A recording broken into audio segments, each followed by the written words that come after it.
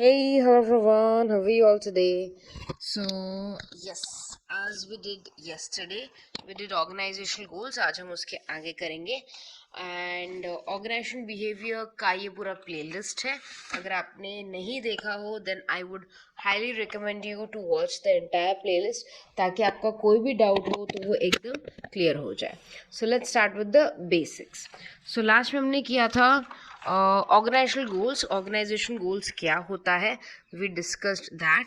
और अगर आपको नहीं पता ऑर्गेनाइजेशन गोल्स क्या होता है, goals are the end things which we want to achieve. हमें कोई चीज़ अगर अचीव करनी है तो हमें गोल्स बनाने पड़ते हैं. वो गोल्स हमें मदद करते हैं ताकि हम आगे देख पाएँ कि हम क्या अचीव करना चाहते हैं और हम ये भी प्लान कर पाएँ कि हम उसे कैसे अचीव करेंगे. इसलिए हम क्या बनाते हैं, गोल्स बनाते हैं. और उन गोल्स को अचीव करने के लिए हम स्ट्रैटेजीज बनाते हैं, प्लानिंग करते हैं और इवन कंट्रोल मैकेनिज्म बनाते हैं to check that we have achieved the goal और नॉट. तो ये रहा ऑर्गेनाइजेशन गोल. ऑर्गेनाइजेशन गोल के बारे में हमने ये सारी चीज़ें देख ली थी, नेचर देख लिया था और इवन नेचर के मेन इम्पॉर्टेंट पॉइंट्स देख लेते, जिसमें मैंने आपको क्लियरली बोला था कि अगर आप ये पढ़ रहे हैं तो याद रखिएगा मेन चीज़ें अंडरलाइन कीजिएगा. तो स्पेसिफिक इन नेचर के होने चाहिए. ये अगर सारे एम्प्लॉयज़ एक्सेप्ट कर लेंगे तो बेटर रहेगा. एम्प्लॉयज़ का इसमें फेथ होना चाहिए और यही बेसिकली हमें हेल्प करेगा टू मेजर द परफॉर्मेंस. यही हमें फीडबैक प्रोवाइड करेगा. गोल्स चैलेंजिंग हो सकते हैं बट रियलिस्टिक होने चाहिए at the end of the day. और सिंगल गोल हो या मल्टीपल गोल हो बट वो सारे स्पेसिफिक नेचर के होने चाहिए. तो ये रहे हमारे वेरियस इम्पॉर्टेंट पॉइंट्स या important I could say characteristics of this particular goals. Okay, तो अब इम्पोर्टेंस देख लेते हैं फटाफट आज हम कि इसकी ज़रूरत क्या है हमें, क्यों ये गोल्स हमारे लिए इतने इम्पॉर्टेंट हो जाते हैं. ठीक है, अब हम चलते हैं ये एक एक पॉइंट्स पे सो दैट वी अंडरस्टैंड कि हम क्या मिस आउट कर रहे हैं. सबसे पहले इम्पोर्टेंस ऑफ ऑर्गेनाइजेशनल गोल्स. याद रखिएगा ऑर्गेनाइजेशनल गोल सिर्फ एक पर्सन का नहीं है, एक पूरे कंपनी का है. हम यहाँ पर सिर्फ एक चीज़ की बात नहीं कर रहे, एक व्यक्ति की बात नहीं कर रहे, एक पूरे ऑर्गेनाइजेशन की बात कर रहे हैं. तो यहाँ पर क्या होगा, हम एक ऑर्गेनाइजेशन के गोल्स के बारे में बात करेंगे. ठीक है, अब जो कीवर्ड्स है वो मैं आपको बता देती हूँ. ये स्पेशली पेंसिल से मैंने अंडरलाइन कर रखा है और अगर आपको इसके नोट्स चाहिए I will be providing you the notes for 199 rupees. आपको ये पूरे सब्जेक्ट के हैंड रिटन नोट मिल सकते हैं 199 में. इसका इमेज मैं यहाँ पे डाल दूंगी so that you can download the notes by paying 199 rupees. Okay, तो the goals helps in long term planning. Goals क्यों मददगार हैं, क्योंकि गोल्स हमें लॉन्ग टर्म प्लानिंग करने में मदद करते हैं ताकि हम लोग सिर्फ आज के बारे में ना सोचें बट हम सोचें आगे के 10 सालों के बारे में, आगे के 5 सालों के बारे में कि हमें क्या करना है, everything. The goals helps in taking quick decisions through which many complicated problems can be solved. अब गोल्स हम अचीव करना ही क्यों चाहते हैं, क्योंकि उससे हमारे प्रॉब्लम सॉल्व हो सकते हैं. उससे हम ये समझ सकते हैं कि आगे हमें और क्या क्या चीज़ों में रुकावट आ सकती है, हमें कैसे उन रुकावटों से जूझना है. डिसीजन लेने में गोल्स हमें मदद करते हैं क्योंकि हमारा एक स्पेसिफिक टारगेट होता है और अगर टारगेट होगा तो डिसीजंस लेना आसान हो जाएगा. The goals provide stability to the centralised decision of the management और सुप्रीम अथॉरिटीज़. ये एक स्टेबिलिटी प्रोवाइड करता है क्योंकि हमें पता है हमारी दिशा क्या होनी चाहिए, क्योंकि हमें पता है कि हमें आगे किस तरफ बढ़ना है. तो ये हमें क्या प्रोवाइड करता है, एक स्टेबिलिटी प्रोवाइड करता है. Goals helps to establish coordination. Yes, जैसे हमें गोल्स पता रहेगा, हमें पता रहेगा कि हमें क्या करना है, तो हम क्या कर सकते हैं, एक दूसरे के साथ कोऑर्डिनेट करके चल सकते हैं.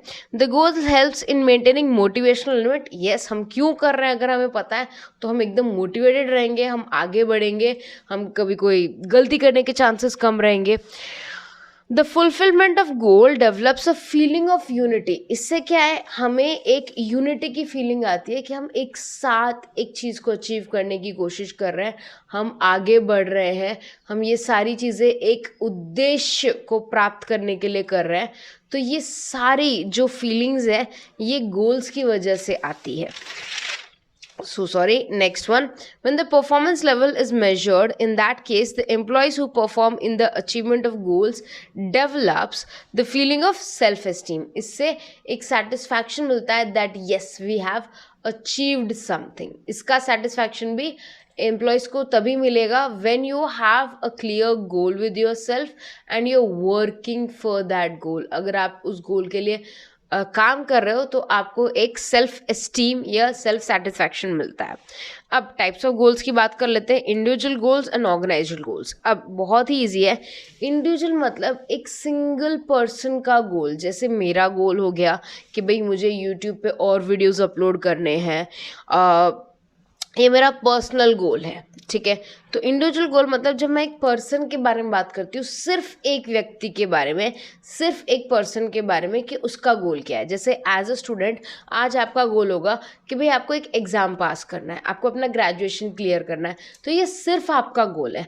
बट अगर मैं ऑर्गेनाइजेशन की बात करूँ तो आपकी यूनिवर्सिटी का गोल क्या होगा कि भाई ज़्यादा से ज़्यादा बच्चे पास हो जाए, ज़्यादा से ज़्यादा बच्चों को नौकरी मिले, ज़्यादा से ज़्यादा बच्चे आगे यू कैन से अच्छी पोजीशंस पे हायर हों। तो ये क्या है, ये एक कंपनी का गोल है, ये पूरे ऑर्गेनाइजेशन का गोल है।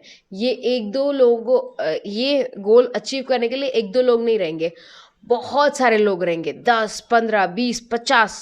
बट इंडिविजुअल गोल्स में सिर्फ आप हो, आप ही को ये गोल अचीव करना है। Okay, so individual goals are those goals which are the part of an individual life and the goals are very much personal to him. तो इंडिविजुअल गोल्स क्या है, एक व्यक्ति के गोल है, यहाँ पर सिर्फ एक ही पर्सन है, एक ही पर्सन वो गोल को अचीव करना चाहता है।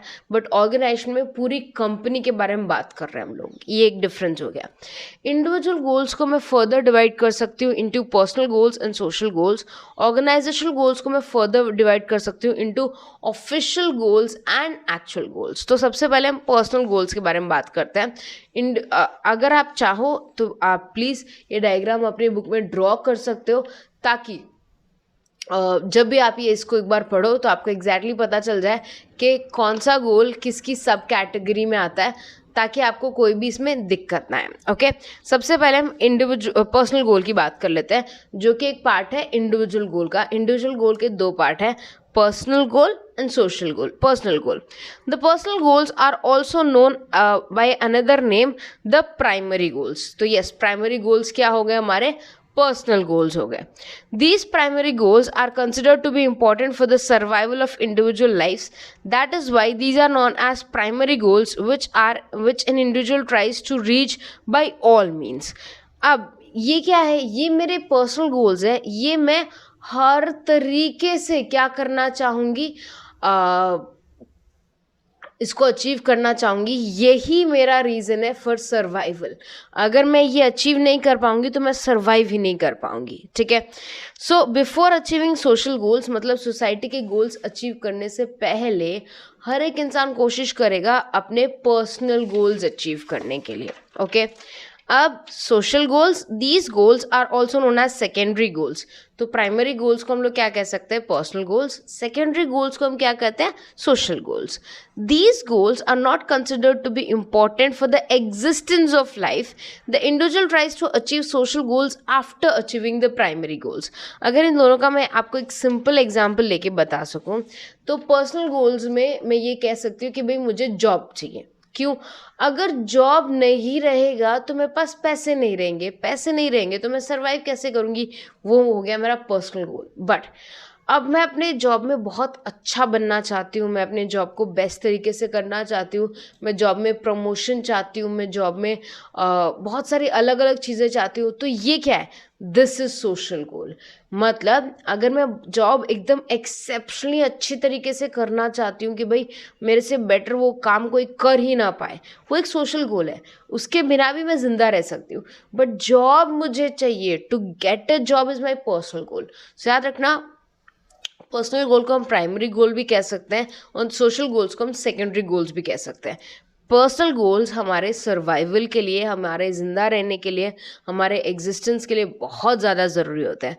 पर्सनल गोल्स के बाद आप सोशल गोल्स की तरफ जा सकते हो, जो एक सेकेंडरी गोल है। ये हमारे एग्जिस्टेंस के लिए ज़रूरी नहीं है, बट हाँ, सोसाइटी में हमारे रुतबे के लिए, हमारी यू कैन से पोजीशन के लिए सोशल गोल्स इम्पॉर्टेंट होते हैं। तो आज हमने इंडिविजुअल गोल्स किया डिटेल में, और ये भी देखा पर्सनल गोल्स और सोशल गोल्स क्या होते हैं।